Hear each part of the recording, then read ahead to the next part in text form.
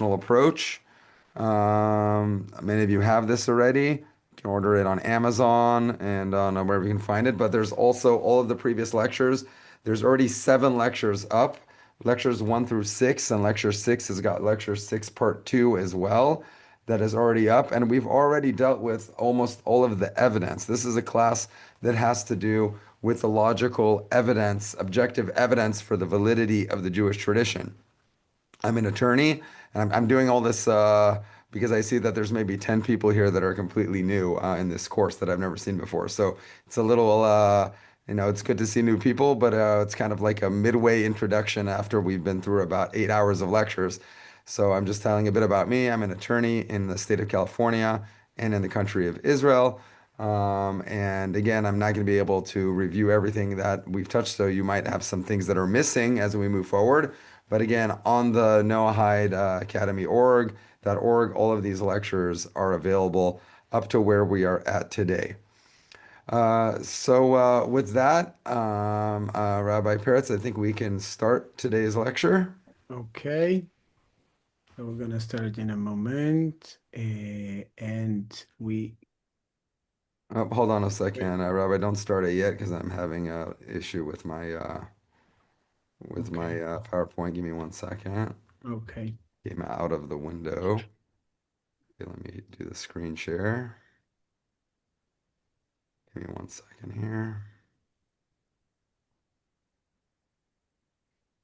Okay, so this should now.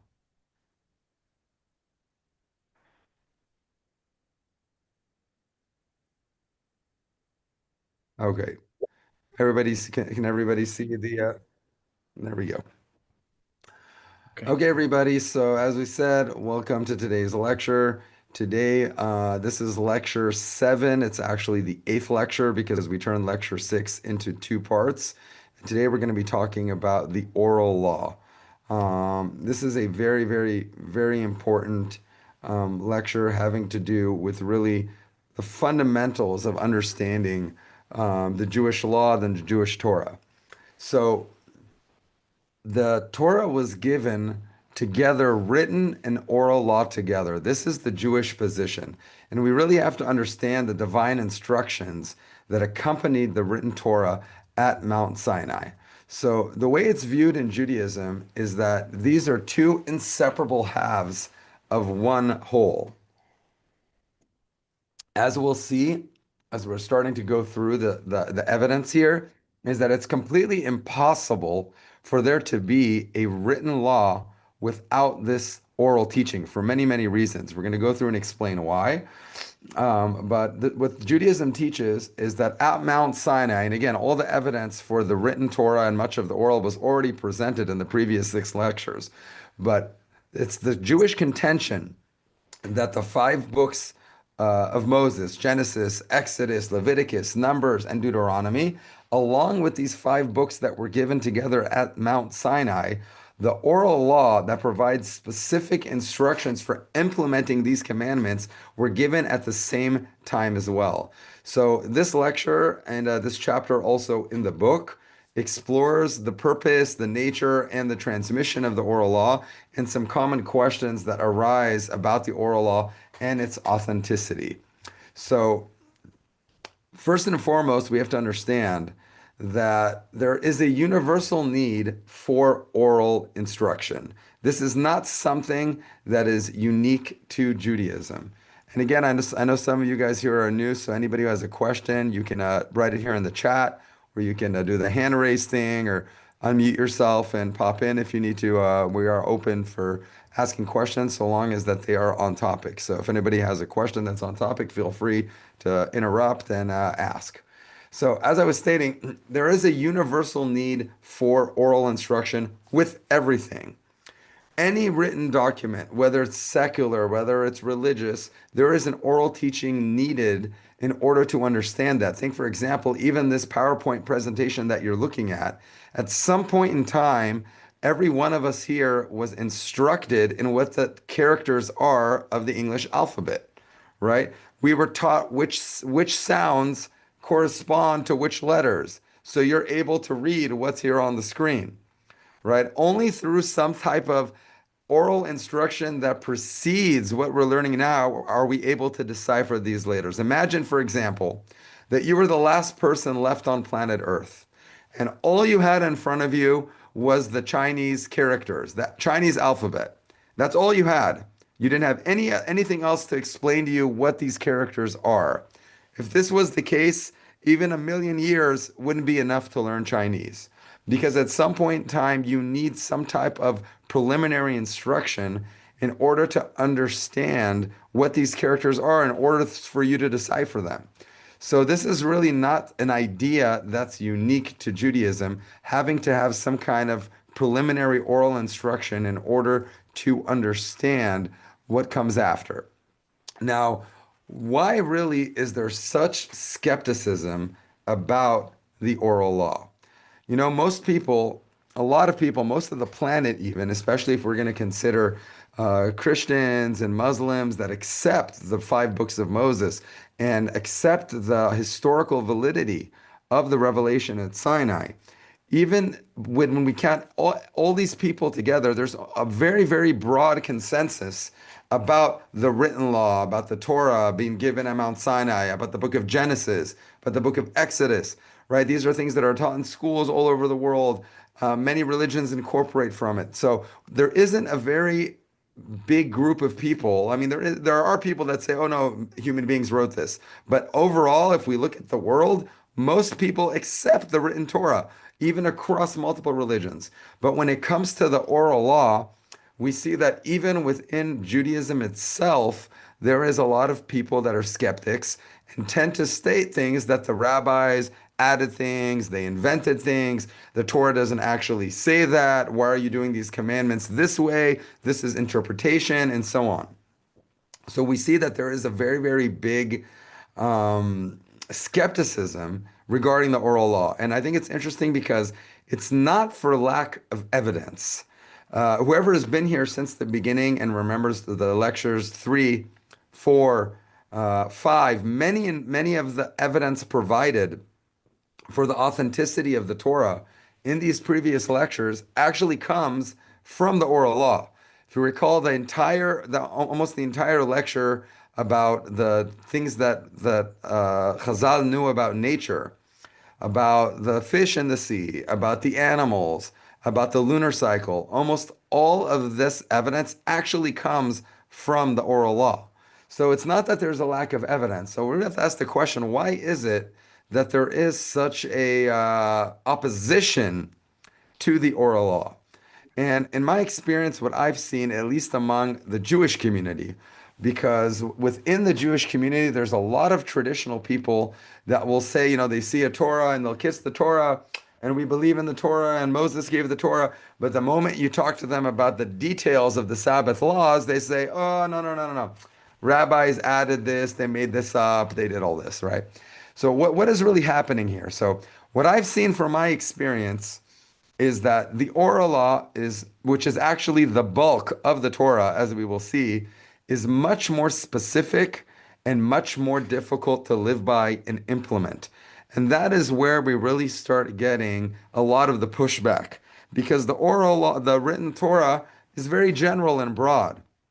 It tells you very, very universal things like don't kill and don't steal. And that's not something that a rational person is going to argue about. And again, they're going to say, look, I'm a person of values. I'm a person of ethics. I don't kill. I don't steal, right? It's very easy to make these proclamations. But once you start getting into the specifics of what does stealing really mean, what is allowed, what isn't allowed, what's allowed on the Sabbath, what isn't allowed on the Sabbath, what are you allowed to eat, what are you not allowed to eat, what are all these different very, very specific commandments? And it's the same thing for Noahides. People seem to think that the seven Noahide laws, when I talk to Noahides a lot of time, people that aren't Noahides yet, they say, look, I'm already a Noahide. There's only seven commandments, right? I don't eat meat from live animals. There's a court system. I don't commit adultery. I don't kill. I don't steal. I'm a Noahide. Guess what, guys? You see this book here? See how thick this book is? This is the tip of the iceberg of what the seven Noahide commandments become once you read them together with the oral law. Because to tell somebody, and this book actually is highly recommended for any Noahide. It's actually recommended also for any Jewish person. Very, very important. This is a work by Rabbi Moshe Weiner called the Divine Code, which goes into great detail what the seven Noahide commandments actually mean when you get down to the specifics.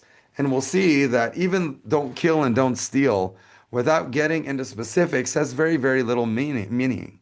It's the same thing in law, right? And just because you have a category of prohibition that you are or aren't allowed to do something doesn't mean that it's clear for day-to-day people to follow. The devil's in the details, as they say. So the oral law is really the bulk of the Torah, and it's really the binding nature. It's these specific instructions that make people's life more difficult because it's not just proclamations of I'm good, I'm bad, and then I can kind of interpret things how I want. The oral law sets forth very specific standards of how every commandment is to be performed, the details of every commandment. And this binding nature, from my experience, is really what is at the heart of people's opposition to the oral law, not from lack of evidence. So let's get into some more specific examples, and we'll start by, as we normally do, because my background is in law, and I like to draw on a lot of analogies and examples from the legal system because that's things that people understand from day-to-day world. We see that even in our modern societies, that the power always lies in the details. Let's take for example here in Israel, we have healthcare laws, right? There's a universal healthcare law here. And the Knesset, which is the legislative body in Israel, right, similar to Congress in the United States, they drafted the general healthcare laws that state, what every citizen is entitled to. Now, when you take just this very, very broad healthcare law, you really, really can't get to much and you really don't understand much because the individual services and medicines that are covered and provided, all these things are determined by these small committees of professionals, and they're not elected, people that are not elected, these little committees, and they decide the specifics of what's going to be inside what's called salabriut, what's inside the basket of what are the different rights that people have under this law. So, although you have these general proclamations by the Israeli Knesset, by the Congress, of everybody's entitled to certain things, once you come to your doctor or you're coming to your insurance or your provider to get what you're entitled to, you're going to find out that the reality is very, very different than what is stated in these grand proclamations because it's all in the details. You have a small group of unelected committees and they decide what the specific regulations are. And here is where we have the actual control comes in the specifics of what you are going to be entitled to and what you're not going to be entitled to. The more you specify something, the less open to interpretation it becomes. That's why good lawyers, sometimes people think we're being getting too much into detail, right? When you come to a lawyer and you ask for a contract and you always say, oh, just make it kind of this is what I'm looking for. And the lawyer starts getting into all sorts of details and boilerplate language. Why? Because the more specific you make something, the less open it becomes to interpretation, and then the less likely you're going to have problems understanding it later. Now, this principle applies equally to secular law and the relationship between the written and the oral law. Without specific instruction, even the clearest commandments become very, very vague and unenforceable. So, as up to this point, does anybody have any questions before I move on to up to this point about anything that I've said so far? Because now we're going to get into some of the examples of how without an oral law, the written law really doesn't mean much, if anything at all.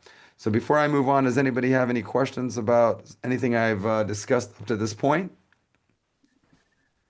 No, we're good? Okay. So let's take an example, the prohibition against stealing. Okay? In multiple places in the Torah, we're commanded not to steal. Most of us agree armed robbery it's classified as stealing. I don't know somebody who's going to argue with that. Armed robbery, I think across the board, most people are going to say, yep, that's stealing. But what about when we get into other more vague scenarios? What if you're an employee and while you're working and you're still doing your job for the most part, but your attention isn't 100% focused because you're on the phone talking to your friend about whatever else you want to talk about, dealing with your own issues while at work. But you're being paid hourly to give your full focus and attention. Is this considered stealing or not? What about using office supplies for personal projects that belong to the office? I mean, when something it's not worth much, it's just a stapler. Do we know if if I ask permission, would my boss care or not? I mean, is it that big a deal? Is it considered that I'm stealing or not stealing? What about from the government? What about if I pad my expenses a bit so then my income is a little less high and then I'm going to pay less taxes? Am I allowed to pad expenses to pay less taxes, or is that considered that I'm stealing from the government? The government isn't technically a person. Am I allowed to, where in the Torah or in any other body of law does it say that I'm not allowed to pad my expenses to pay less money? Maybe I don't agree with what the government is using the money for. Maybe they're taking my taxes and they're giving it to all sorts of programs that are against my belief system. Why should I have to contribute and pay for all sorts of things that I think are not legitimate? So I'm padding my expense reports so I pay less taxes. Is this considered stealing? Guess what? If you look in the written Torah, you're not going to find the answer to any of these questions because the Torah just tells you don't steal. But what does that mean? What is the standard? Is it only from a person? Is it only from a certain person? What about stealing from somebody who stole something? What if somebody is a crook and he went and robbed a bank? He stole money from the bank. Am I allowed to walk in this house and steal $1,000 from him? I mean, it's not really his money. So, as you see, even something that is universally acknowledged as um, something that's, you know, across the board, you shouldn't steal, it doesn't really mean much if we don't have specifics. What about murder? Most people agree that just shooting somebody at point blank because he made you angry is murder. What about abortion? What about, I mean, even within society, you'll have some people that'll tell you abortion's murder. Someone else will say, nope, baby hasn't been born yet. It's the woman's body. She has autonomy over her body. And then other people will tell you, look, it depends on how far along the pregnancy is, right? Maybe in the first month or two, it's not really considered a baby. Maybe at 6 months it is. Bottom line is, it's chaos. All of these so-called values that have been set forth, it's complete chaos because as you see in our modern society, we can't agree on much. And these are just words. They're empty words that don't mean anything without specifics. And every society in any point in the world can twist them to fit their personal bias. And this is really a callback to our very, very first lecture. Our very first lecture in this series and the first chapter of this book is entitled Conveniently Righteous. And what that means is that human beings have a personal bias to do what's comfortable for them. And the moment things aren't specific, human beings are going to interpret, and not just human beings, societies are going to interpret laws to fit whatever is most convenient for that society at that point in time. So specifics is very, very important. And without specifics, we really have nothing. So now, these were issues that, I mean, again, just to drive the point home, I'm not going to spend too much time on this because I think I've made the point with laws like killing and stealing. But if things that are supposed to be universally accepted, such as don't kill and don't steal, have these types of problems in order to really understand them, in order to have a definitive value system, how much more complicated is it going to get once we try to extrapolate from the Torah laws regarding real estate, property, boundaries, disputes between neighbors, rental agreements, inheritance rights? What about torts and damages? Family law, divorce, marriage contracts, child support. Where in the Torah are you going to find all these specific laws? Guess what? You're not going to find it. Now, it follows that if God, the creator of the universe, came to people at Mount Sinai and said, this is the divine code. These are the laws that you need to keep. This is your path forward. This is the reason I created the world for you guys to keep these laws. It makes sense that he's going to give us some pretty clear instructions. So, where do we find this within the Torah? Where do we find specific financial obligations and specific torts and specific laws about real estate? You're not going to find very many specifics in the written law. So, how do we know? Let's get to really to the bottom line. How do we know that a oral law was provided along with the written law? And before I get into the specific examples of the evidence for the oral law, I want to first explain why this oral law was not just all written down. Because someone can say, look, if God wants to give us specifics, just write the written law, make it 5,000 pages long, and just write the very specific details of everything, right? So what happened? When was this written down? Where do we find this oral law today? So initially, and we're going to explain a bit later how this works and where the oral law, why it wasn't written down initially and why it was kept oral. Initially, to write the oral law was forbidden. In Judaism, there was a specific prohibition against writing it down, and I'm going to get into why that was. However, what happened is about 2,000 years ago, after the destruction of the Second Temple, there was a very, very, very difficult time in Jewish history. Most of the rabbinical scholars were being murdered, they were in hiding. There was not much left of Judaism at that time after the Romans destroyed the Second Temple. At that time, the oral law was in a state where it was in danger of being forgotten. In order to save it from extinction, because he had no other choice, Rabbi Yehuda Nasi, who was the head of the rabbinical ordinance at that time, he traveled around in Israel and compiled all of the oral law that was being taught in the yeshivas and in the academies of that time. He canonized all of the oral law that was being taught, that was continuously being taught from the time of Mount Sinai, orally and transmitted from generation to generation. He compiled it into 6 books called the Mishnah. These 6 books are very, very, very, very brief. Much like the written law, it's very hard today to extrapolate laws just from the Mishnah itself. It was really a very shortened version that summarized all of the oral law. Now, what happened is that not too long after that, it already became, and this is actually one of the reasons we see why the oral law why God didn't want the oral law written down in the first place. Because the moment it was written down, this created an issue of it being difficult to understand and different interpretations. And a few hundred years later, the Gemara that was compiled, which is essentially question and answer format of discussions and debate regarding the Mishnah. The Mishnah is, for example, gives you if we're talking about damages, the Mishnah will give us what are the categories of damagers, and if somebody commits one kind of tort against the other, how much is he liable to pay? And it's very, very brief. The Gemara will then come and analyze this Mishnah through comparing it to other Mishnahs, through other traditions, and through logic, and through different scriptural exegesis that it let in order to come down to what the bottom line law is. The Gemara and the Mishnah together are called the Talmud.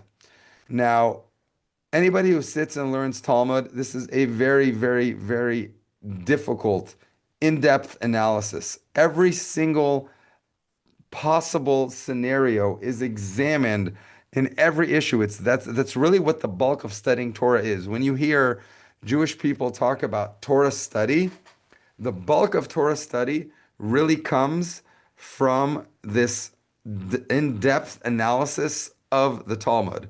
The way the Talmud is studied is not just by reading by yourself. Somebody sitting at home reading the Talmud by himself, that's not the way Torah is supposed to be studied. It is studied in groups, and usually once two people understand enough how to learn, they learn together. Otherwise, it's in a bit smaller groups, but it's in a discussion where you're constantly engaged with the teacher, asking questions and understanding the depth of every issue.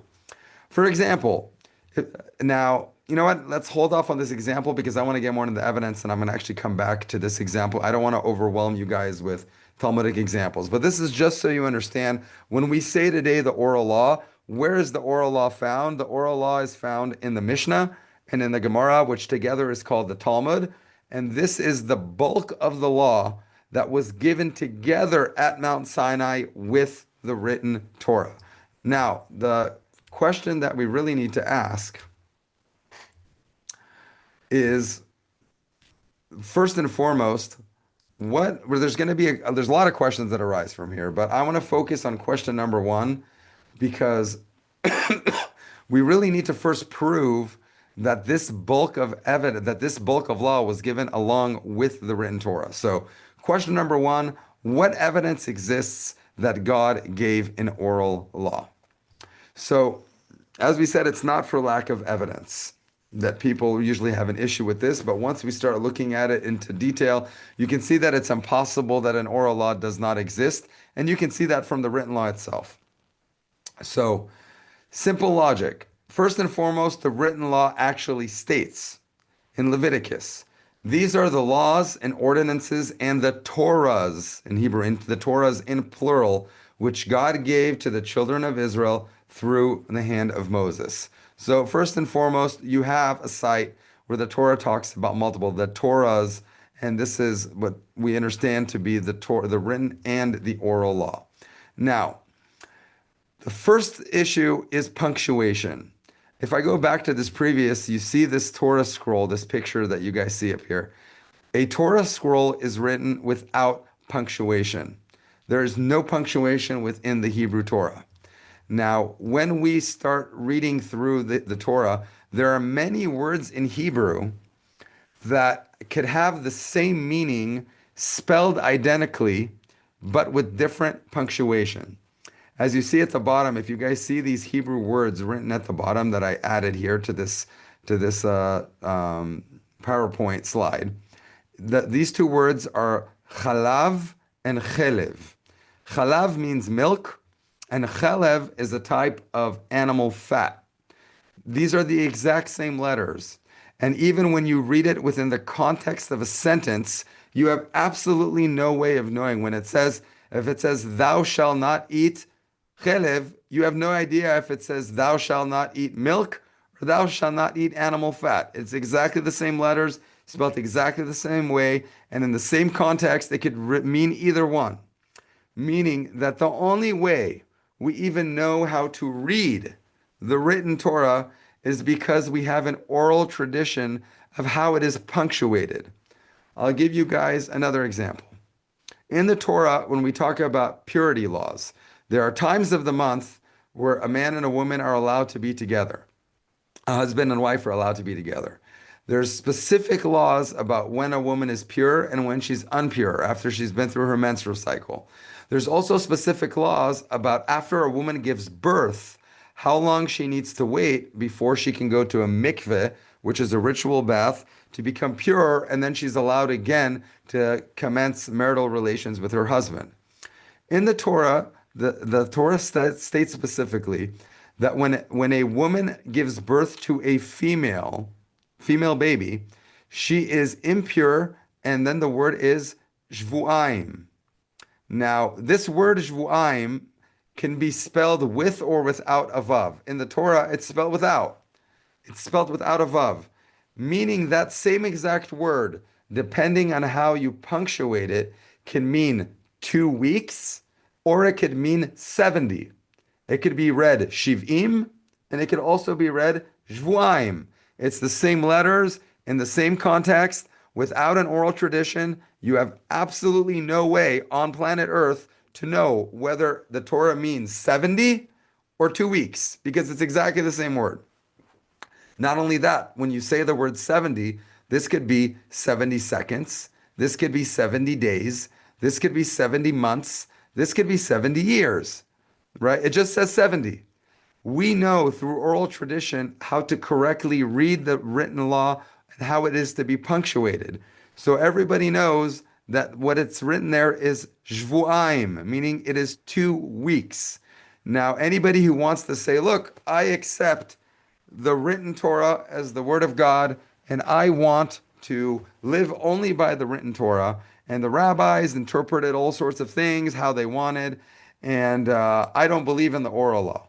So this person now, after his wife gives birth to a female baby, he may not be able, according to his own interpretation, to now be live with his wife or have marital intimacy with her for what? 70 days? 70 years? I mean, I guess that depends on the nature of the relationship. We'll leave that up to his interpretation. The point is that I could sit here for 5 hours and bore you all to death with hundreds more examples of how the written law cannot even be read without the oral law. We have no idea how to even read its punctuation. So, first and foremost, there needs to be an oral tradition on how to even read it. Now, let's say we got past the problem of not knowing how to read something, right? Let's say that was clear. Let's look at all these commandments that we've been given that the Torah specifically states are very, very important to perform.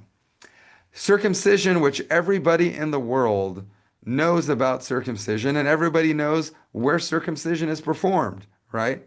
The only place in the Torah that talks about circumcision states in Genesis, you shall remove the extra flesh. Period. End of sentence. That's all it says. Umaltem et basar olatchem. You shall remove the extra flesh. It does not say where this extra flesh is. How do all the Jews in the world, and now many non-Jews all over the world, know where circumcision is performed? It does not say in the Torah a single word about it. Extra flesh could be on your ear. It could be in this area between your fingers. There's lots of different places that someone can have extra flesh. But somehow everybody knows and agrees that the extra flesh is in the circumcision where the circumcision occurs. But the Torah, written Torah, doesn't say where to do it. The Torah tells the Jews to build a sukkah in, but the Torah doesn't tell us what a sukkah is. We have a holiday where we have to build a sukkah and live in it for 7 days. But the Torah doesn't tell us what a sukkah is. Tefillin, which are the things that the Jews bind on their hand and on their head. I'm sure you guys have seen tefillin pictures of it.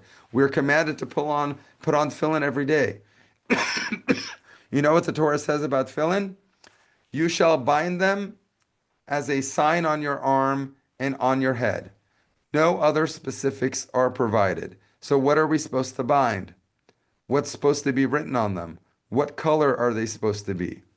Nothing. There's literally no other further instructions in the written law regarding what tefillin are. Now, let's just do an exercise in logic, right?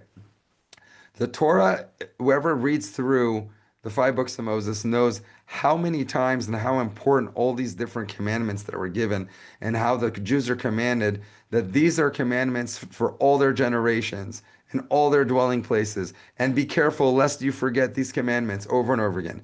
Does it make sense that God would give all of these very, very important commandments without providing any details whatsoever on how to implement them? Especially since the Torah even tells the Jews that if they don't perform these commandments, there's very severe consequences for not performing these commandments. So, I mean, even for example, if I had a child, imagine me as a father telling my son that he has to do something really, really important, but then I don't give him any instructions on how to do it. And then I tell him, look, if you don't do this very, very important task, you're going to be severely punished. Could it be that a father is going to put something like that on his child that's not going to give him specifics on how to perform? It doesn't make any sense. So the examples here go on and on and on because there really is not a single commandment that can be performed from the Torah without the oral law. Tzitzit, right? The things that we wear on our clothes, tzitzit. The only thing that it says you see every observant Jew in the world wears these. How do they know how they're made? The Torah, all it says, and says you shall make them fringes on your garments, and doesn't tell you the specifics how to make them. The kosher slaughter of animals, the only instruction written, and this is actually maybe one of the biggest pieces of evidence, the Torah commands You shall prepare the kosher slaughter, quote, as I have commanded, end quote. That's all it says in the Torah. The Torah does not give us any more details. Now, if you go and you open a Jewish halacha book of how a kosher slaughter needs to be performed, I can fill this room behind me with books and books and books and books of all the details of a kosher slaughter. The only instruction you have in the written law is to do it as I have commanded. This also infers that it's been commandment. The Torah states that the Sabbath is one of the most important commandments, and it is reiterated to the Jewish people more times than any other commandment in the Torah. The Torah's punishment for violating the Sabbath is the death penalty. Now, is it possible that God prescribes the death penalty, as we see that happened in the book of Leviticus? There is a story of a man in the desert who went out and gathered firewood during the Sabbath, and he was put to death. Is it possible that God says to observe the Sabbath decrees, but does not tell us how to keep the Sabbath? And then says, look, and if you violate it, the punishment is death, but doesn't give us any type of details. So, as we see just from these examples, it is completely impossible for there to be a written law without the accompanying oral instruction. So, now that we've been through this, the question really becomes, why do it this way? If this is all so important, why should we leave it to this oral thing that gets transferred and maybe people will forget, maybe people will say it differently, maybe it'll get lost? Why does God leave it up to this, what seems to be inefficient manner of transfer? Because if you have all these laws regarding the 39 things that are prohibited on the Sabbath, regarding the details of building a sukkah and the kosher slaughter, God doesn't have a lack of a paper and pen, right? He can write the whole thing out very, very specifically, and then we'll have to learn that. Why do it this way? So, to understand this better and the way this works and why it's done this way, I want to do it through the note-taking analogy. So, just like we're in this lecture right now, if somebody were to be taking notes right at home and just jotting down, and when somebody's taking notes, because I talk pretty fast, you don't have time to write down every single thing that I'm saying. So you're going to write down as a note taker very specific keywords that are there to jog your memory, right? As you're going through, right? And by the way, you don't need to take notes because I'm going to provide, you guys get provided this PDF at the end of the lecture. It's on the website. Every lecture that we've given, you're able to go through and see these PowerPoints. And even these PowerPoints that are pretty detailed still don't cover everything that I've said. But imagine you're sitting in the class, right? You're in university or you're in high school, and the lecture is just going on, talking away, and you're taking notes, right? If somebody else were to read your notes afterward without being physically present in the lecture, how beneficial would these notes be to them, right? Now, let's say even they had nice, clear handwriting, right? Most of the time, people write shorthand things just to jog their memory. Now, when they know, proof and the slaughter, right? You could write a few quick words later because you were at the lecture. When you see those notes, that'll jog your memory. Oh, yeah, Moyal talked about how the Torah says that you shall prepare the kosher slaughter as I have commanded. You didn't have time to write all that out, but it's enough that you write a keyword that'll jog your memory when you read it later. But if somebody wasn't at the lecture and they go and they read your notes, what they're going to be able to decipher from there is going to be minimal and definitely a lot less than you that was physically present at the lecture. So, drawing on this analogy, the written law and the oral law, the way that they work between these. So, the written law is actually the notes. When we see short key phrases like bind them on your arm, do the kosher slaughter, don't forget to keep the Sabbath and observe its commandments. All the laws of finances are written in the written law about how you have to return things that are lost and how you things about regarding stealing and return and what someone that stole has to pay. These are written in the written law, but very, very concisely. But whoever's been at the lecture can understand from seeing these short phrases like "you shall bind them on your arms" knows that this is a reference to tefillin or to a sukkah. And the bulk of the law, the main core of Judaism, is actually contained in the oral law because these are the specifics of the commandments. And as we said, without the oral law, you can't do there isn't a single commandment that you can fulfill in the Torah. People have tried, and that's where we get a lot of confusion from people that have gone off the path of what Judaism is in its original form. So that's one reason. Now, another reason is that the best way, if we actually think about it, people could say, right, we said, why didn't God just this all down? That's actually not the best way. Because the moment something is written down, it can be interpreted different by people. The same two people with different worldviews, with different backgrounds, with different educations can read the same specific, even if it's a specific document, and they can understand things differently.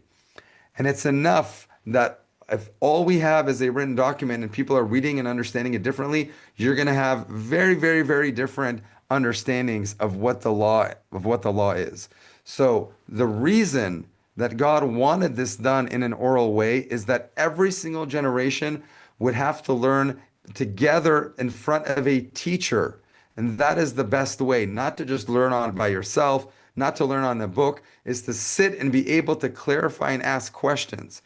And that's exactly what happened from the time of the desert. Moses was the first teacher. You guys ever wonder what they do 40 years in the desert? What were they doing wandering 40 years in the desert? Were they just hanging out there? For 40 years, Moses taught every single day all of these very specific rules and commandments. And that's what they did. They asked questions. And then the more advanced students, they became leaders and they would teach on. And that's how the Torah study has become the cornerstone of Judaism till today. You can come into a Jewish study hall in the United States or in Israel. There's a lot more of them. And you can sit and you see students learning from teachers who learned from their teachers, who learned from their teachers back thousands of years, the same laws over and over again in very, very great detail. That's how you provide a transmission system. Giving a long list of rules is only going to lead to many, many different people doing things differently. Now, when the Jews came back after 2,000 years of exile, how do we know this worked? When the Jews came back after 2,000 years of exile, the Jews were all over the world. The Jews were in Europe, they were in Africa, they were in Yemen, all over the place for 2,000 years. Did any Jew come back to Israel in 1948 with pink tefillin? Did anybody come back with bright yellow ones or with different scriptures written inside their tefillin or with a different Torah or with a different interpretation or punctuation of the Torah?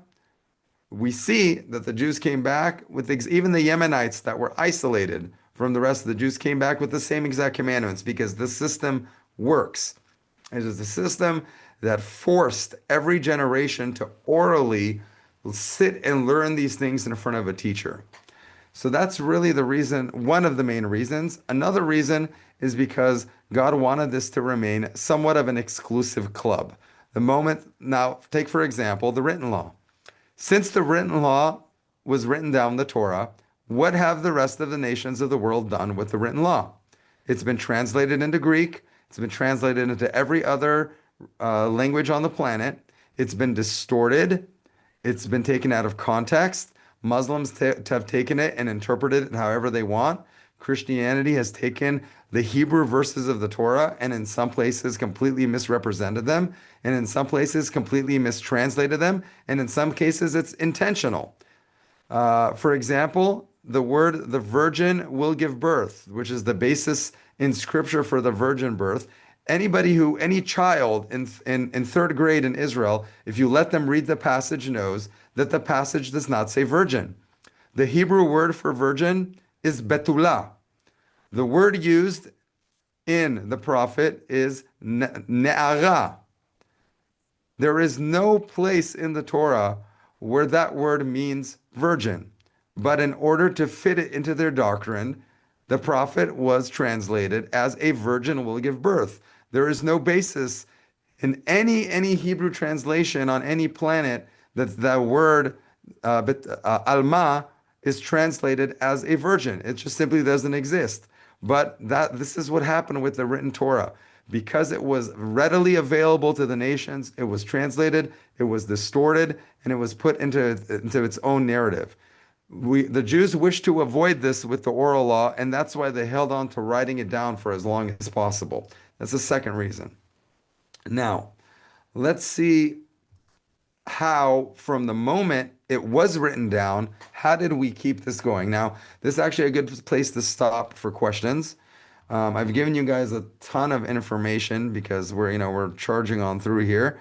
There's just a lot of information in this lecture, but I want to pause here in time for a bit of discussion or a bit of questions. Anybody here have anything specific? Am I going too fast? Going too slow? Anybody have anything that they'd like to ask about before we keep going? Everybody's real quiet, huh? Though I see you guys, though. You guys are engaged. Nobody's falling asleep, so that's a good thing. But no questions. All right, let's keep going then. So, so what's happened essentially, and what really proves this point, is that from the moment the oral law was written in the Mishnah, there have been countless works subsequently written in order to clarify it. Because we said the Gemara is a discussion of understanding the Mishnah. And after that, all of the rabbinical scholars, halachic wise, have come afterwards and to continually clarify, and not just to clarify, to take these different laws and apply them to modern day scenarios. And this is how the Torah study works. And we'll get into that into when we arrive at the third question. So, how do we know that rabbis didn't change the law, right? If this is an oral law, right?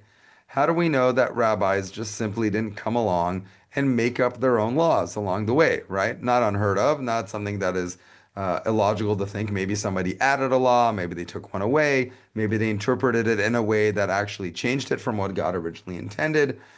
And this is where we really see where the whole oral part of it and the oral learning and transmission really comes into play. Judaism does not rely on a single source of written material that can be interpreted this way or that. This is a living, breathing document, similar to what the best example I can give you guys is the blockchain. I don't know here who really understands Bitcoin very much, but the very idea of the reason why the Bitcoin technology is supposed to be foolproof. I mean, now they're saying that there's going to be quantum computers that can break apart the blockchain technology. But the idea of the blockchain technology is that one is always verifying the other. And when you have millions of people constantly verifying this chain, it's impossible to fabricate. You don't have a centralized bank that can take away the money or can change the amounts. There isn't one person that's in charge. You have millions of people that are checking each other's math all the time. So this idea of blockchain is supposed to create a scenario where one person or even a group of people can't falsify and change. And you don't need a central government. You don't need a central authority. It is constantly verifying itself. This is actually a very good analogy, even though blockchain is something that is pretty new, technology-wise. But this is kind of how Judaism has been built. This is how the oral law has been built in this way, where everybody is constantly verifying each other's works. And now we really also have to understand how the system here works. For example, the Torah did not tell us, even the oral law didn't tell us 3,300 years ago, you shall not drive your car on the Sabbath, right? There were no cars. The Torah didn't tell you that you're not allowed to turn on your computer or be on your smartphone on the Sabbath, right? These things didn't exist. So how do we know today? Why do observant Jews today not drive a car on the Sabbath, right? So the way this works, the way Torah works, is that at Sinai, in the written and oral law, we received main categories of prohibitions of commandments. For example, from the Sabbath, we received 39 categories of things that are prohibited on the Sabbath. It is now the job of the Jews of every generation to properly apply these commandments to what currently exists. Let's take example fire, right? One of the main prohibitions of the Sabbath is a prohibition against lighting fire. So now the question becomes, as modern technologies develop, what constitutes lighting fire? Is starting a car, is that the same act as lighting a fire? What about electricity? Is electricity fire?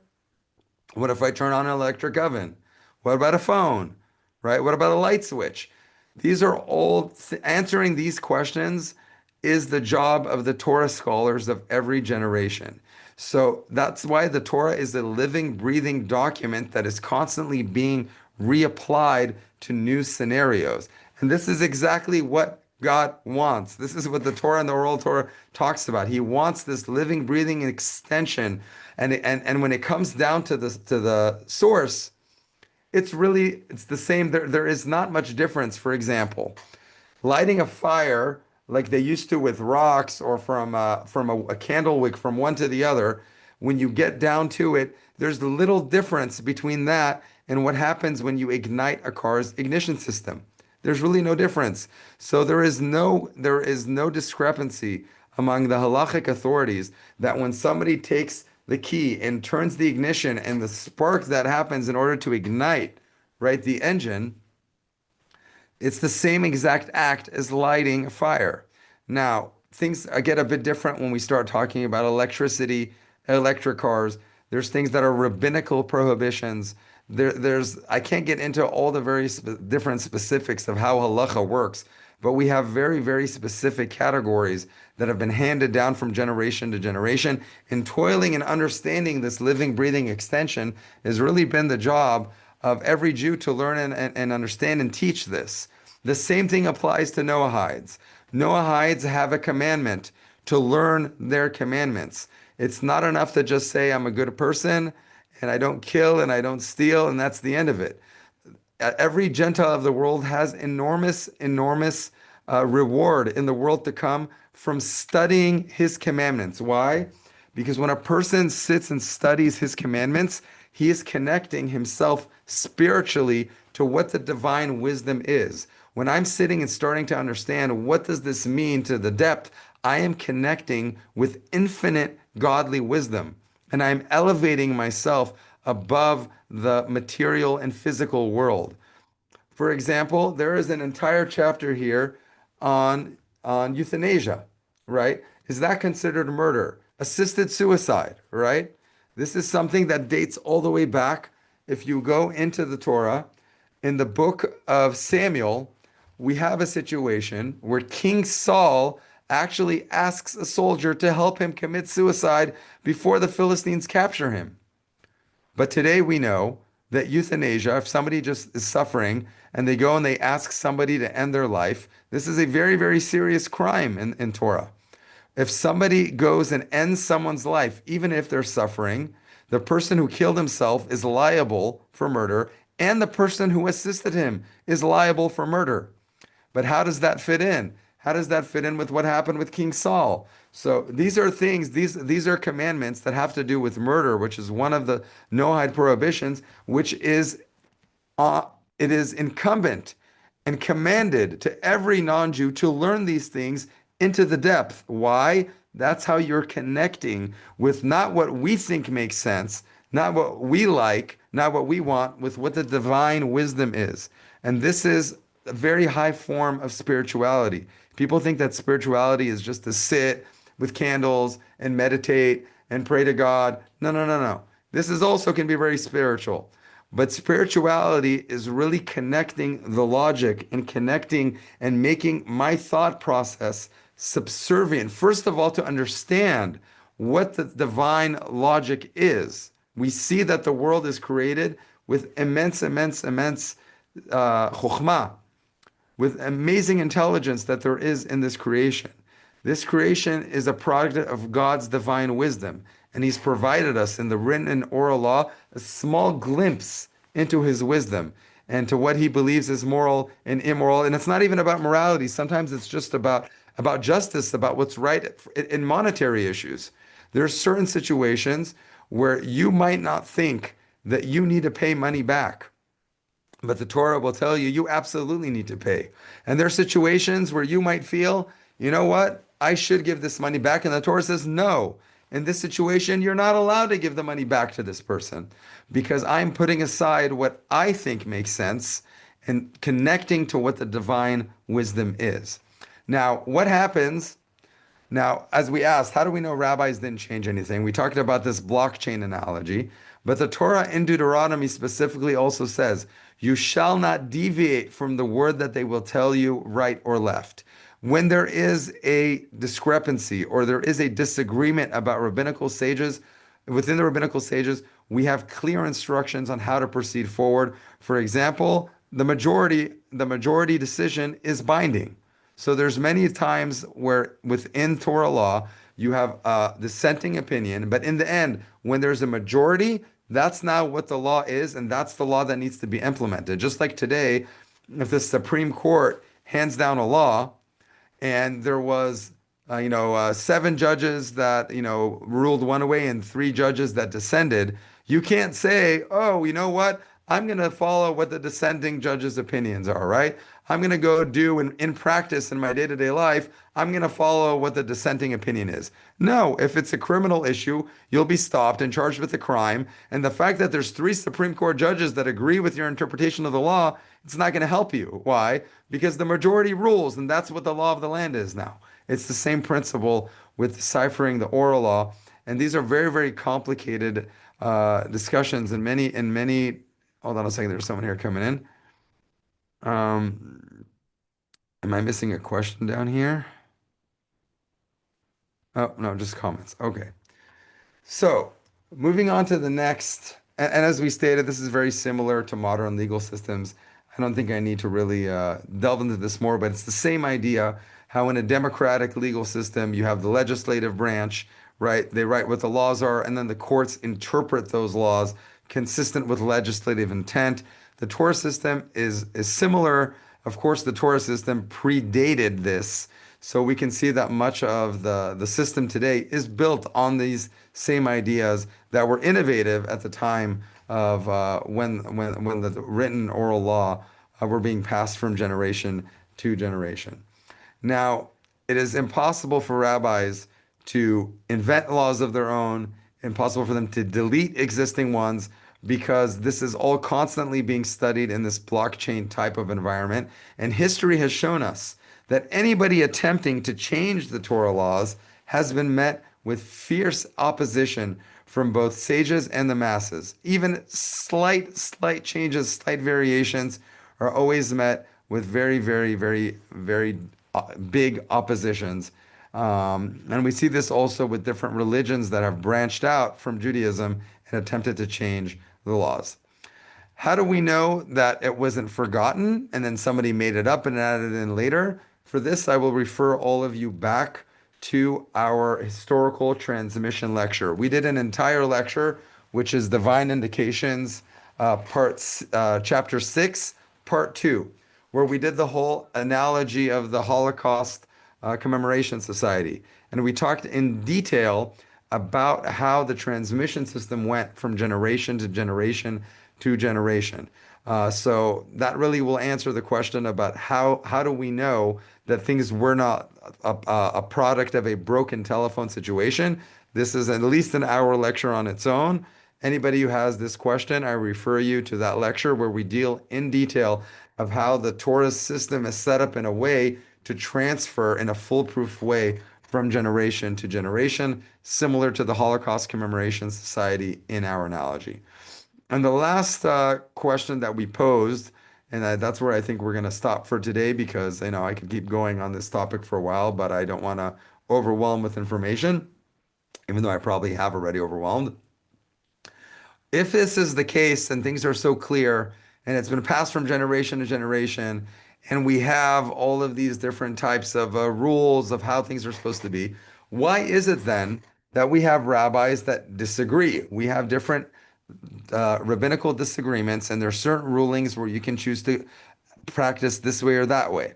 How does that work exactly? How does that fit into what I've been teaching and explaining to this point? So, in order to answer this question, we really need to make the critical distinction about what are they actually arguing about.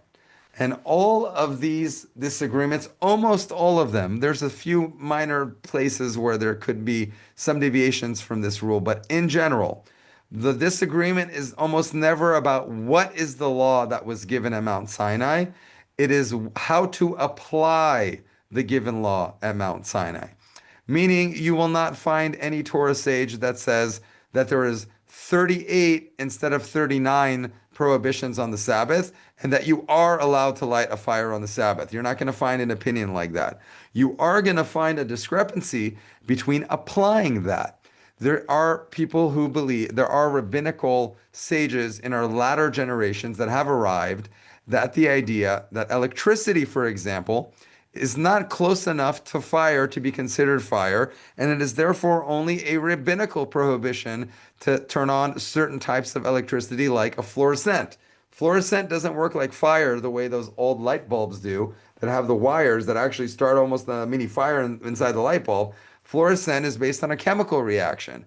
So there are rabbinical disagreements about whether that is considered a Torah prohibition or not. Not because the law in Sinai is not clear. It's because the question of what is a fluorescent and how should we characterize it?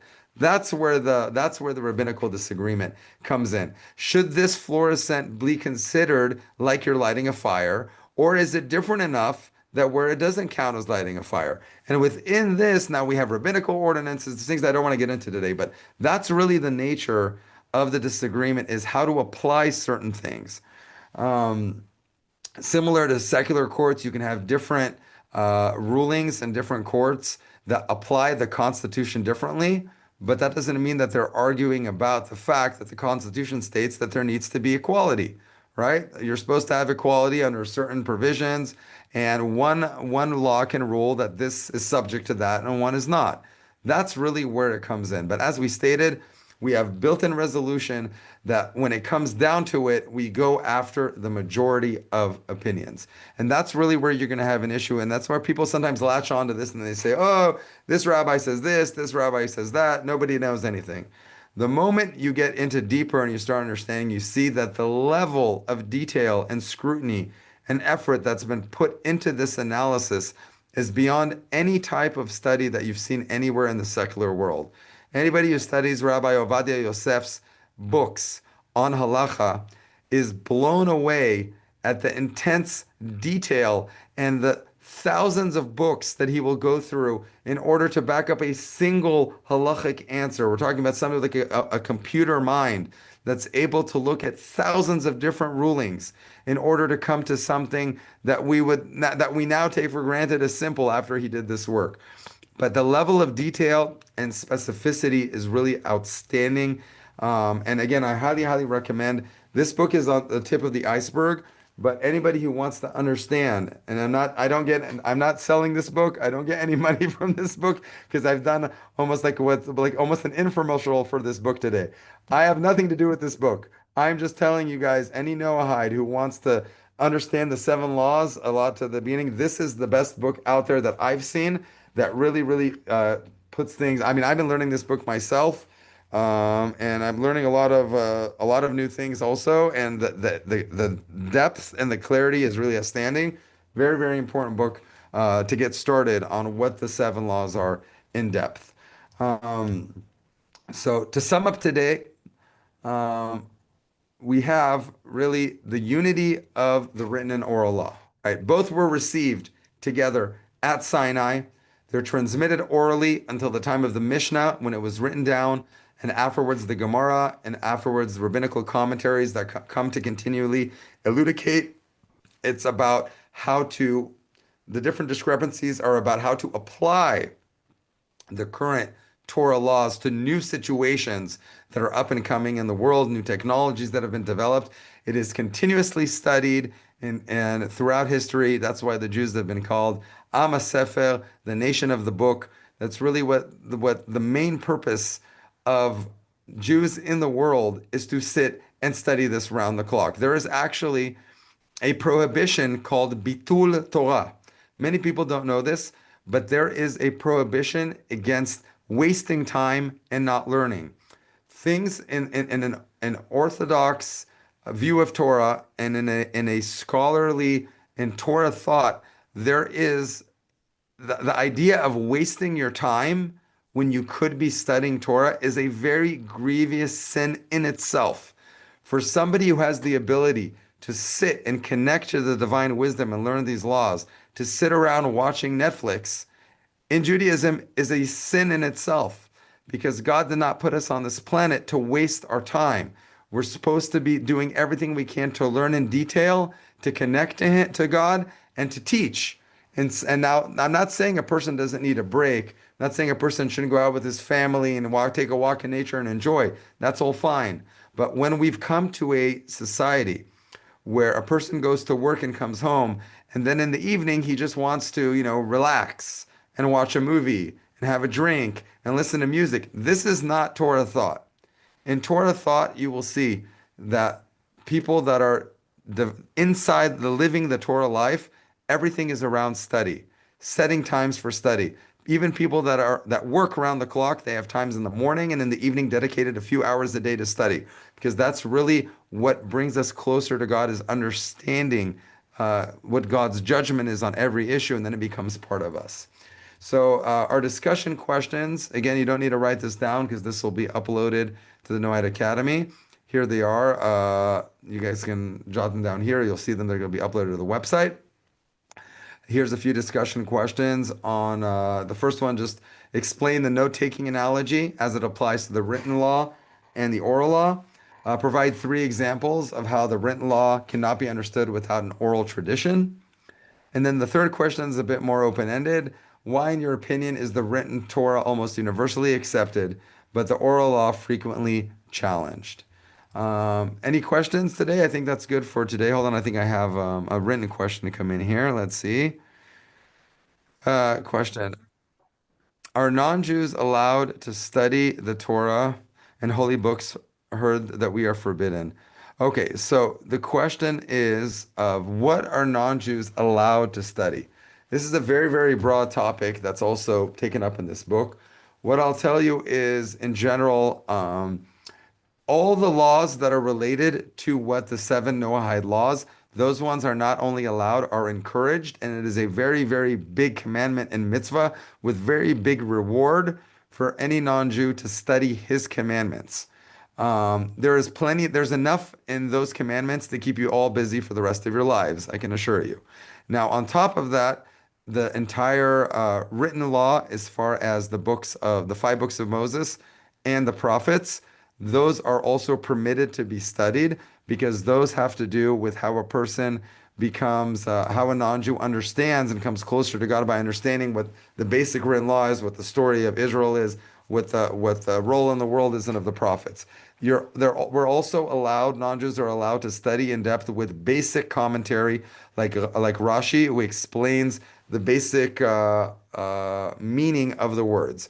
Where we start getting into places that Gentiles are not allowed to study, and this is a specific oral law prohibition, is because these are certain things, once you start getting into depth of Talmudic study, to things that are unrelated to the seven Noahide commandments. There is a specific prohibition against studying that, and there's many, many reasons for that. And I don't have the time to get into that right now. If somebody's more interested in that, you can email me about it. But there are reasons for that. But there is an entire world of things that non-Jews are allowed to study, encouraged to study, and it's a very, very big mitzvah to study. And that starts with the seven commandments and their branches, and the written law and the books of the prophets. Um, there's a question here about Sefaria.org being kosher. That I don't know. I'm not aware. I'm not familiar with that website, so it's something I can look into and get back to you. I am not familiar with that website. Another question, what to do if, for example, What to do, for example, in a situation one was working remotely and instead of working the 20 weekly hours, person was doing something else and working somewhere around 5 to 15 hours instead. So I think what this question is here is if you have a contract, like you're talking about, is it considered stealing or not? I guess this is what the question is. So if somebody is working remotely, right, and they're supposed to be doing 20 hours a week, right? And instead of doing those 20 hours a week, he only did 15 instead of 5. In general, this is not good, right? A lot of things come down to what is your agreement with your employer. If your employer says, look, we recommend that you need to be doing 20 hours a week, but this is the amount of work you need to get done. And we really don't care how many hours you spend as long as you meet this quota. And the hours don't really make a difference, right? Because that your agreement with the employer is that you're going to do a certain amount of work and it's going to be done by a certain time, and they don't really care about the hours. If the type of work is something that is in its essence an hourly work where they need you there for a full 20 hours and you are only doing 15 of those 20 hours, then of course it's not allowed because then you are essentially getting paid for providing 20 hours of work when you only perform 15 of those hours. And then you're stealing from your employer. So it really comes down to what is your agreement with the employer? What is the expectation? And that's why these are things that need to be set always in advance. And a lot of people spend a lot of time on a lot of external issues of less importance. I cannot emphasize how important these types of laws between Adam lechavero, between person to person, are important. There are many things that God will forgive a person for that they did not do correctly. But something that somebody does between him and his friend, God cannot forgive you for because you didn't do it against him. If you take money from somebody, or if you take, and even in a way that's indirect, right? If you're an employer and you don't pay your employee on time and you cause damage to him and he has to pay interest on credit cards because he doesn't have money on time, you are committing a very, very big sin towards that person. And God here is going to say, look, I forgive you, but this has nothing to do with me. You need to work this out with him. You need to go to that person and ask forgiveness and make it right and give the money back. There are so many things that we are going, when we get to the next world after 120 years, when we're all finished here, with our tikkun and we pass on, we're going to see that a very, very large amount of reward we're given and punishment that we're given is based on how we interacted with our fellow man, especially with money, especially with how we were with our level of honesty and how the Torah gets into very, very, very great detail with these types of things. So the first thing is unless we study, we don't know. And if you don't know the law, you can't come and say later, well, I'm sorry I didn't do this correctly because I didn't know, right? Just like somebody can't run a red light and say, I'm sorry I didn't know red meant stop. Maybe they really didn't know. Maybe they were born on another planet and they don't know that green means go and red means stop. It doesn't matter. You're going to get the ticket, right? Because if you're driving, you need to make sure you know the law. And that's exactly what they're going to tell every single one of us if we're not properly performing these laws, ben adam lechavaro, with our fellow man, making sure that we're completely honest in all our dealings, that we're not taking interest in ways we're not supposed to.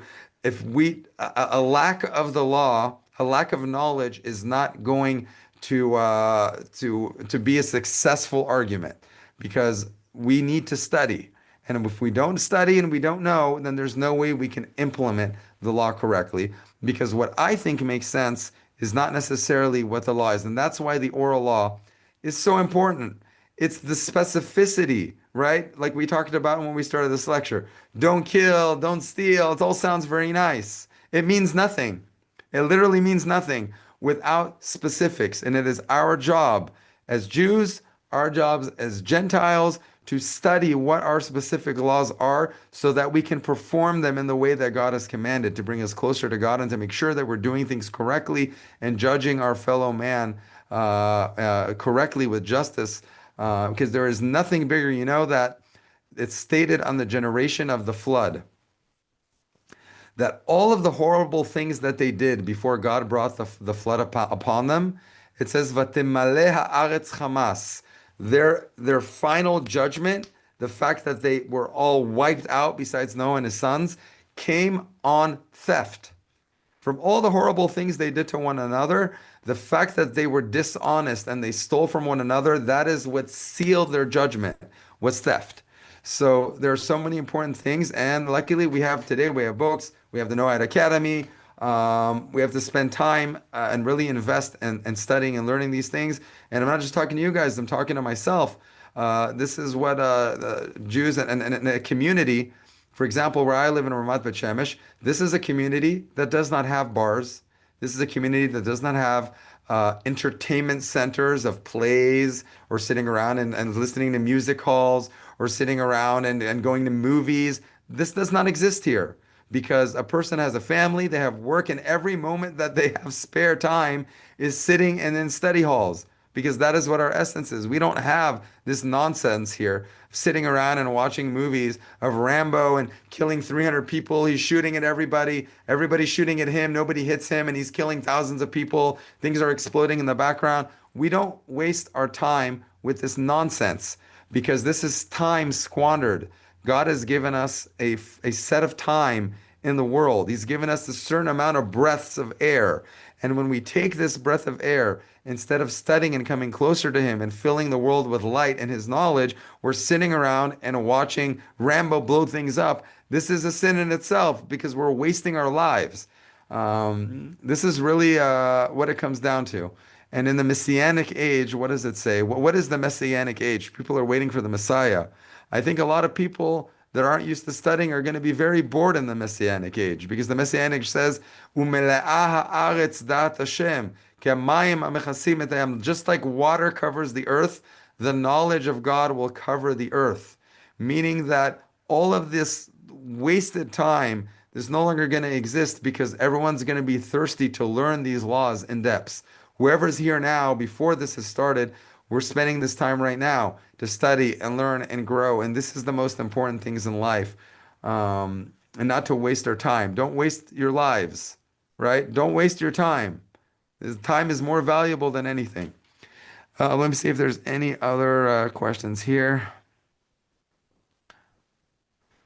Uh, okay, I'll read through this before I think this is. Okay, this is very specific about, the written agreement was 20 hours. But such I was waiting to hear back. Or extra recognition. So look, exactly like you're saying, if there's something you did that you think isn't 100%, and because you heard what we talked about today, it's bothering you, then the best way to do it is to reach out to your employer, is to talk to them about it and say, look, I want to make sure that we're square, that I don't owe you anything. This is what I did. This was our agreement. This is what I got down. If your employer tells you, you know what, don't worry about it. This is what we're doing from this point forward. Then then they said, okay, they've given up on whatever that you would have potentially owed them. But this is things that we need to be careful with, and the best way to do it is to be open about it and speak with your employer about it, and that's how you fix things. And whoever asks and is open and is doing their best to be honest and forthcoming, then Hashem helps them make sure that they don't fall with these types of things. So that's the best way about it. Talk to your employer about it. I'm sure nothing was intentional, but it could be that your employer will just tell you, you know what, it's okay. I appreciate you telling me this, and don't worry about it. And moving forward, X, Y, and Z. Okay, that's what I recommend. And does anybody have any other questions about anything today? Next week, we're moving on to, I believe next week's chapter is on Christianity, Islam, and Judaism. Should be fireworks next week. So hopefully by then my voice is 100% back. It's been a little tough for me to do today. I hope I wasn't too coarse, too difficult to listen to today. Hold on, I think we have another question. Kevin's asking, can you help us understand Shituf? Okay, hold on. This is a big question. Forbidden or not, and help us understand praying and the merit of a great prophet. Are non-Jews obligated to have children? Please. Okay, hold on one second. So look, so these are very big topics. Shituf we'll talk about more next week when we talk about Christianity and Islam. But the idea of shituf is forbidden. The idea of shituf is worshiping God in a form where there's other types of entities interwoven. For example, a lot of Christian ideology says we don't pray directly to Jesus. We don't say, I mean, some Christians say Jesus is God. But there are branches of Christianity that say, look, we don't pray directly to Jesus. There is the Father, the Son, the Holy Spirit, and there is shituf. There is, we believe in God, we pray to God, but there's these other aspects or element of God. There's these other manifestations. There's a lot of different doctrine on this. I can't summarize all of them in these few minutes we have here. But the idea of shituf in Judaism is absolutely outlawed. It is one of the commandments when it says, I am the Lord your God, that there's to be no shituf also. So this is where Jewish thought really comes into direct conflict with Catholicism, with Christianity, with many other. Actually, Muslims don't practice shituf. Muslims, although they are in violation of creating a new religion based on Torah, I mean, the books of the prophets, Muhammad, are in direct violation of Torah law. They don't have the same concept of shituf and idolatry because they pray directly to Allah without any type of shituf. So we'll talk about this more in depth next week when we talk about other religions and how they relate to Judaism. And the second part of your question, Kevin, was forbidden or not, and help us understand praying on merit of a great prophet. So when we pray, and there's somebody, for example, Moses, right? You will never hear a Jew say, pray directly to Moses, or pray directly to any rabbi, or pray directly to any figure in the Bible. What we say is we pray directly to God, and we ask for our prayer to be answered in the merit of, right? So you can come and say, look, I don't have you. You come to God humbly and you say, God, I'm not perfect. I've made all these mistakes. I'm trying to be better. In the merit of these great people, in the merit of Moses, in the merit of my grandfather, even, right? Please help, please answer my prayer. That is allowed, right? Because we're asking, because there are spiritual, there are very many good things that our forefathers have done. When every single prayer in Judaism in the Amidah starts with the God of Abraham, the God of Isaac, the God of Jacob. We're always invoking our forefathers because God promised our forefathers that He would give us the land, that He would make us a great nation, everything because of what they did, right? God promises Abraham, look at the stars, this land I will give you. And God reiterates then to Isaac and reiterates to Jacob and reiterates to Moses, this is the land that I promised their forefathers. So when we come and we pray, it's a lot stronger. Instead of me standing up and saying, God, answer my prayer because I'm Ariel and I'm, doing my best, for me to come not just with me, to come with my back, with all my forefathers. I'm going to say, God, it's not just me. Remember Abraham, remember Isaac, remember Jacob, remember Moses, remember all these people that gave everything for you. I'm their great, great, great grandson. In their merit, help me. So this is not only allowed, this is encouraged. As long as we understand that we're praying directly to God, only God can give us answer our prayer. God is the only solution and He is everything. He is one. So everything needs to be directed directly to Hashem. However, we can ask Hashem that in somebody's merit that He answers us. Now this line has been very, very blurred.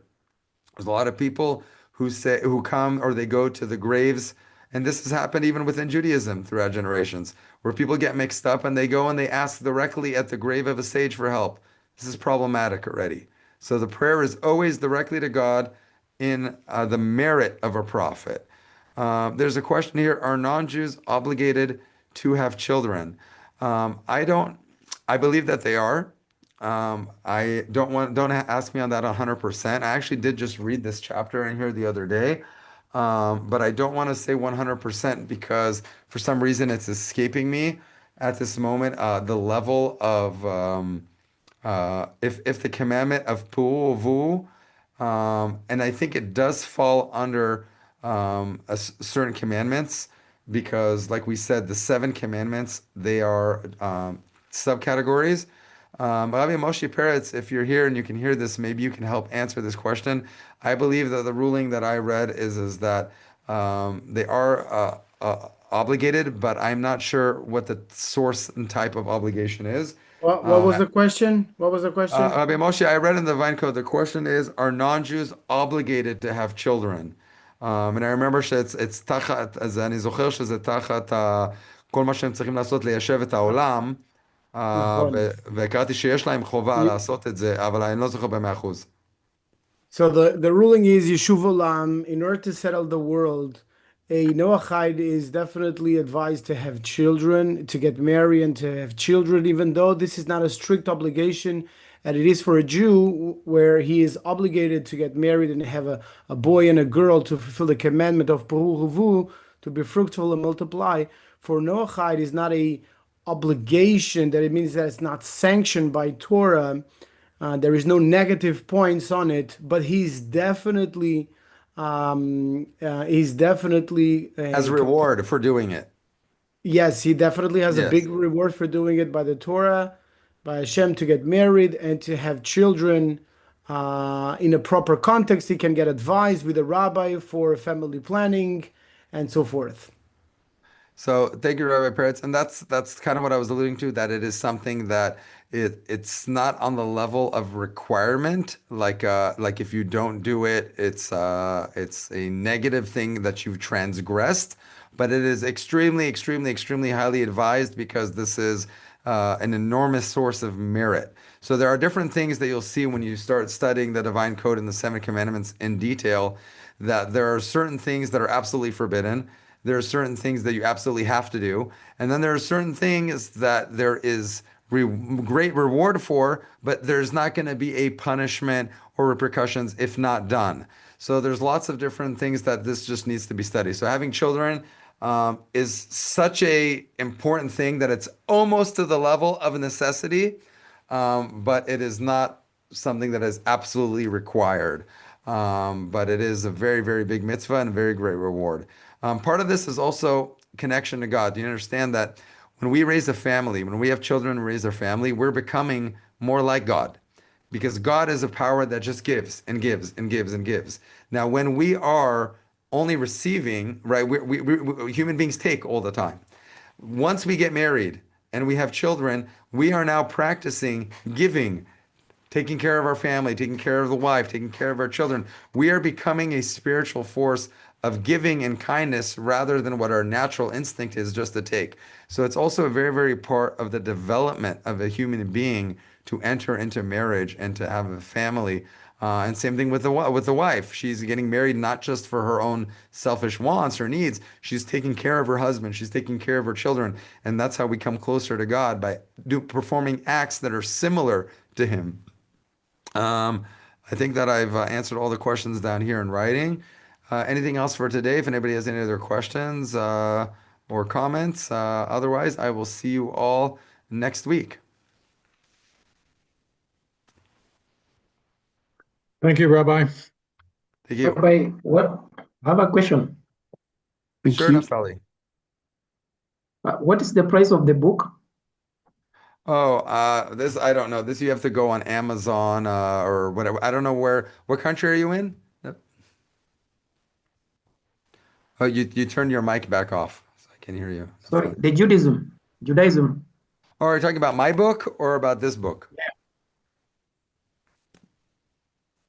No, Naftali, you keep turning your mic off, so I can't hear you. Okay, there you Sorry, go. your book. Are you talking about Judaism, A Rational Approach, or about the law Yes, book?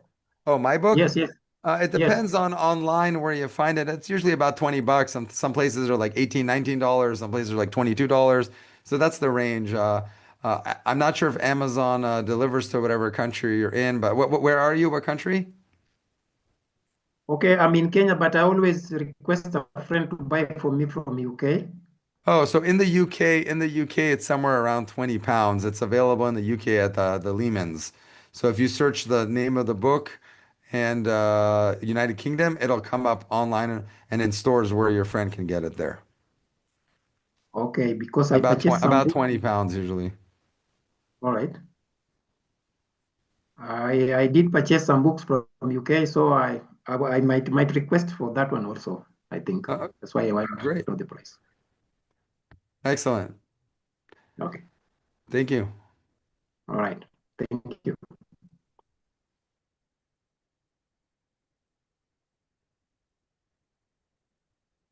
I'm still on here if anybody else has any other questions that everybody is welcome to log off though. I mean, we're done. If anybody has any other questions, I'm on here for a few more minutes, just in case anybody wants to. Oh, I see another question that came in down here. Kevin's asking, can I get a curse for blocking my father from harming my mother as a non-Jew, since I heard it's forbidden to even speak over a parent? Well, that's a tough question there. When you say, can I get a curse, I think you mean is it prohibited?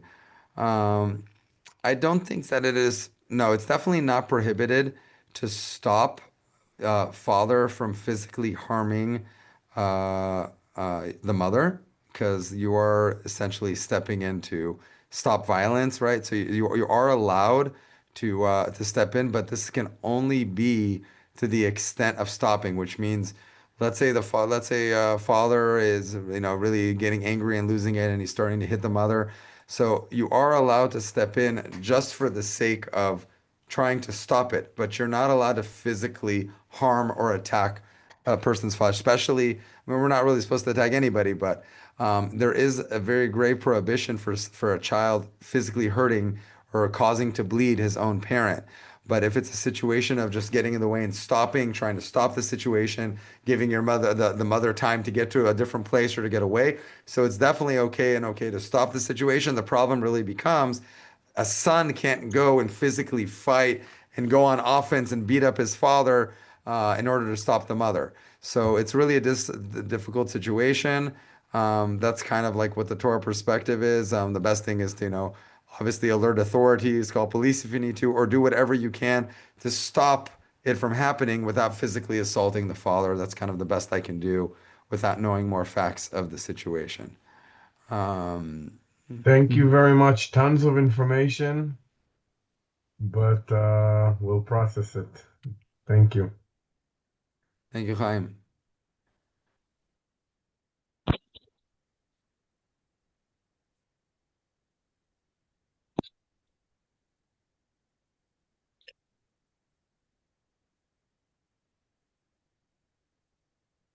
Thank you very much, Rabbi. Thank you, Uh, Anthony. I think I've learned so much, and I think it's good to finally be able to learn from you. It's a lot, it's heavy, and every word, everything. I'm enjoying the oral law even better than what I was enjoying on the written, and I think I'm lucky to be the few to be able to have a moment and learn this. I'm very lucky, and Oh, I'm very grateful, and I hope to use this. Yeah, thank you. I appreciate that. Thank you very much. And the are you watching the other lectures on the website on the Night Academy? I've not been able, but I've logged into it. I was with you from day one. So about convenient shares, I've been learning all along. So I've Oh, been so with you you. you haven't missed any of them. You've been since the beginning. No, You've been I've not missed any of them. Maybe sometimes when I'm logging in, I've not maybe just a few small portions, but I will still even go through each and every one of them and read through. Whatever you are giving to us is very detailed, very concise. So I'm enjoying every bit of it, and I think I'm learning a lot. And then also how you also hint to how you actually live, about not wasting time, how you mentioned about every breath is measured, not to waste it, speaking volumes to me. Thank you. Baruch Hashem. Thank you very much, Anthony. Hashem v'ayich otcha. V'atzlacha. So much Amen. success. Amen. Amen. Yeah, I'm new here. I also want to say thank you. I know Rabbi Peretz since before, but it's great now to know you, Ariel. I enjoyed the class. Thank you so much. Thank you very much. Yeah, catch up. I know you're new. How do I say your name? Is it Dinu? Yeah, that's correct. You know. Dino, Dino. Yeah, so catch up if you can on the previous lecture because today you've just been bombarded with a lot of new information. But whatever you can on the Noid Academy, it really went through all the evidence has already been presented from chapters 4, 5, 6, part 1 and 2. So if you have a chance, get on the website and watch those recordings because there's a lot of very important information there. I'm glad to have you with us. Okay, thank you.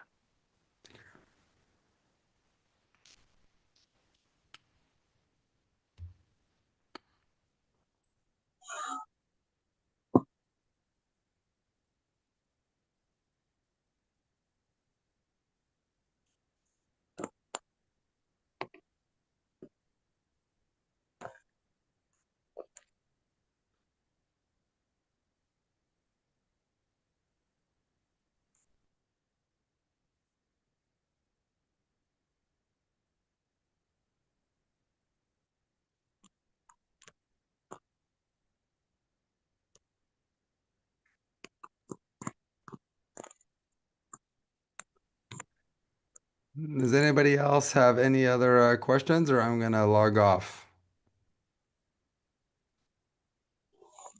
Simon or Elisheva, anybody else? Okay, everybody. Pleasure. We'll see you guys next week, God willing.